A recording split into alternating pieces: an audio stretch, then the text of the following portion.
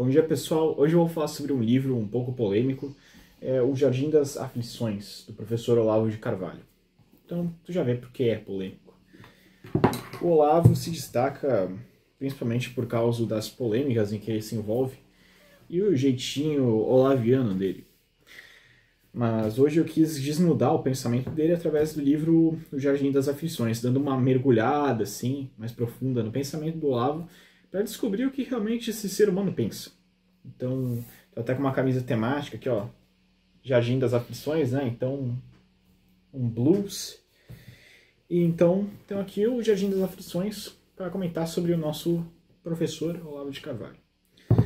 Eu vou dividir esses vídeos em uma pequena série, assim, vai ser uns 4, 5 vídeos em torno do Jardim das Aflições, porque é um livro longo, é um livro profundo, então, sabe, eu não quero resumir toda essa obra aqui em um videozinho de 10 minutos. Então, para isso, vamos fazer 4, 5 vídeos de 10 minutos, mais se for preciso. Enfim, o livro Jardim das Aflições é distinto porque ele surgiu de um contexto muito engraçado, assim, muito estranho. Ele começa tratando sobre uma pequena palestra que o professor Olavo viu no Museu de Arte de São Paulo. E isso aí ele trata no primeiro livro, né, aqui do Jardim das Aflições. Porque o Jardim das Aflições é dividido em enormes capítulos, assim, que se chamam livros, que nem os antigos faziam. Então o primeiro livro fala sobre essa palestra ali que ele foi ver em São Paulo. É um livro um pouco mais curto, né, essa parte, esse capítulo, porque ele só dá o contexto geral do Jardim das Aflições, dessa obra. No caso, o que era essa palestra que o Olavo foi ver? Era um ciclo de palestras, aliás, de ética, sobre ética dos mais variados tipos, que era o governo de São Paulo que estava financiando, alguma coisa assim. Nesse caso, a palestra era sobre ética epicurista, do professor José Américo Mota Peçanha. Eu ia falar José Maurício, não, José Américo Mota Peçanha, que é um professor bastante consagrado de filosofia, que é bastante, digamos, inspirado na ética epicurista, e ele estava dando palestra sobre o tema de interesse.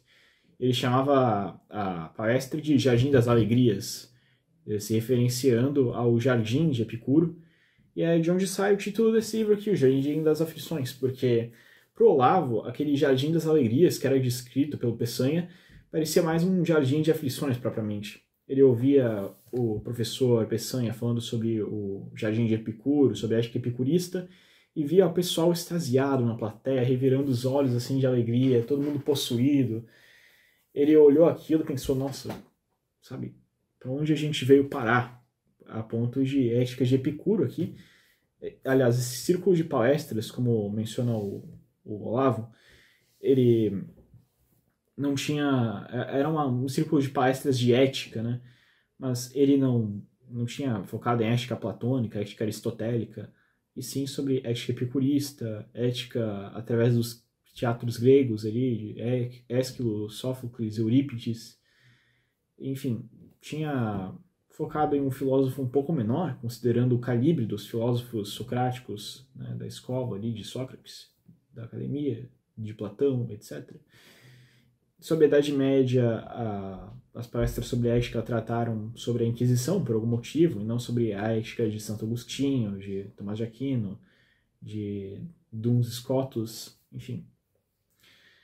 E isso deixou o Olavo rebelado, né? Porque como é que a gente veio parar nesse estado em que o Epicuro é mais valorizado do que esses grandes pensadores, né? Mas o que o Olavo aqui adentra não é necessariamente uma refutação do Peçanha, sabe, do pensamento dele.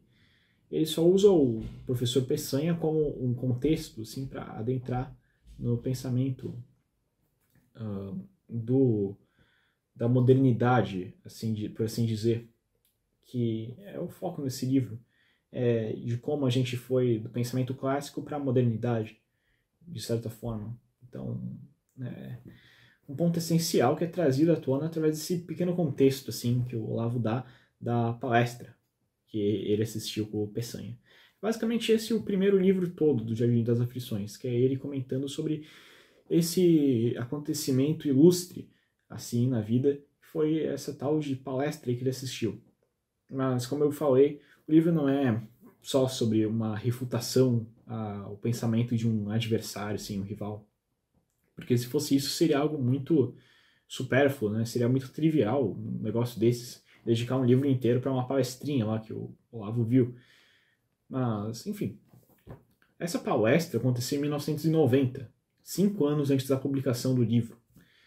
Ele foi redigido quase todo em uma noite, né? Depois da palestra, assim, o Olavo não conseguia dormir, e ele pensou, eu vou exorcizar meus pensamentos. E começou a escrever, escrever, escrever, e saiu o Jardim das Aflições em uma noite. No dia seguinte ele leu, assim, pros amigos dele, pro círculo de amigos, e tá, beleza, eles gostaram, só que o Olavo acabou engavetando isso.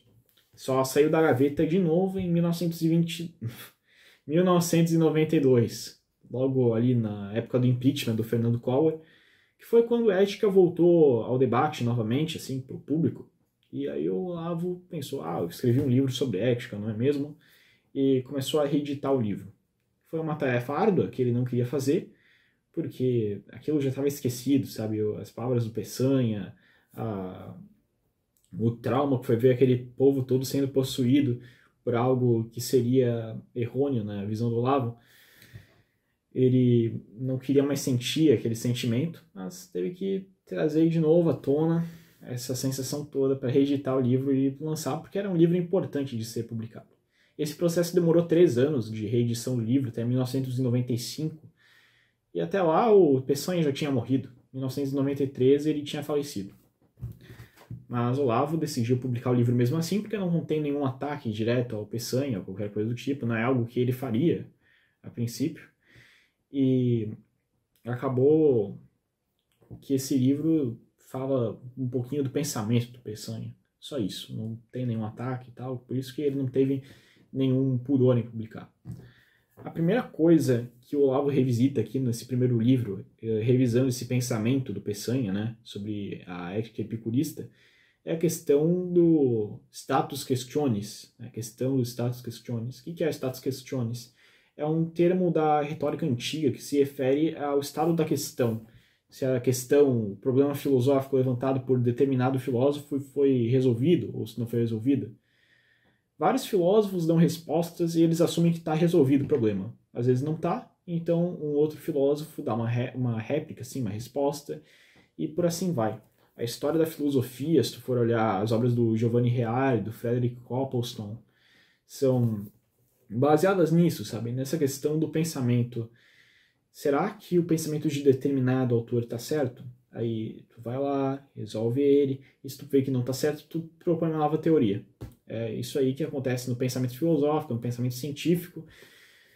Só que parece que acabou de ocorrer, segundo o Olavo, porque surgem um monte de teorias inúteis da modernidade que seriam, na verdade, superadas pelas próprias teorias clássicas, que já existem há 2000 anos e aparentemente não foram refutadas, não foram superadas, e quando pensam que foram superadas e refutadas, na verdade elas não foram.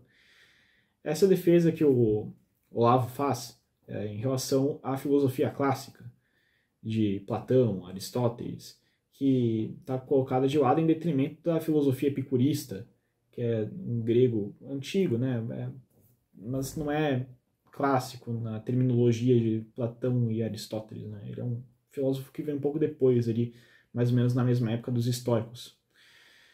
E é isso que Olavo critica aqui no primeiro livro, que é um negócio um pouco engraçado de se ler, mas é ele esbravejando contra a modernidade que coloca determinados filósofos no holofote em detrimento de outros, que seriam mais fundamentais e mais corretos principalmente. E a partir dessa análise que ele faz, ele vai botar a trajetória do declínio do Ocidente, né, a partir de Epicuro, que tem o segundo livro inteiro dedicado a ele, aqui ó, livro 1, Peçanha, né, que é sobre essa introdução que ele faz em relação ao Peçanha. Esse capítulo se chama A Nova História da Ética, esse livro, melhor dizendo, que é o que eu estou falando aqui, sobre a ética epicurista sendo colocada na frente, ali, em detrimento de outras éticas que seriam mais proveitosas. Livro 2 é sobre Epicuro, então tem capítulo 3, aliás, capítulo 2, Cosmologia de Epicuro, Ética de Epicuro, Lógica de Epicuro, Índole do Epicurismo. É um livro fundamental, assim, em se tratando da análise da filosofia do Epicuro. No livro 3 ele fala sobre Marx, que eu ainda vou entender como é que o Marx veio parar aqui, mas enfim. Livro 6 fala sobre o materialismo espiritual e a revolução gnóstica. Livro 5, a religião do império, sobre a ressurreição de César, basicamente. Então, vê que é um livro bastante eclético, sabe? Ele vai e vem sobre diversos temas. E o que eu queria falar nesse livro mesmo aqui, sobre esse livro, o livro 1, é realmente a contextualização que seria necessária para ler o Jardim das Aflições, que é o que o Olavo dá aqui. Enfim, acho que é isso aí que eu tenho para falar. O termo que o Olavo usa para se referir aos filósofos melhores seria o propriamente filósofo. Agora, o termo usado para filósofos que não seriam ótimos seria filosofês, um negócio assim. É um termo em francês que eu não sei pronunciar porque eu não sei francês, mas, enfim, só uma curiosidade aqui, né? Porque talvez nos próximos vídeos eu comece a falar filosofês, filósofos, e muitos talvez não estejam sabendo do que eu me refiro aqui. Mas, enfim, essa é a análise do primeiro livro de Jardim das Aflições do Olavo de Carvalho.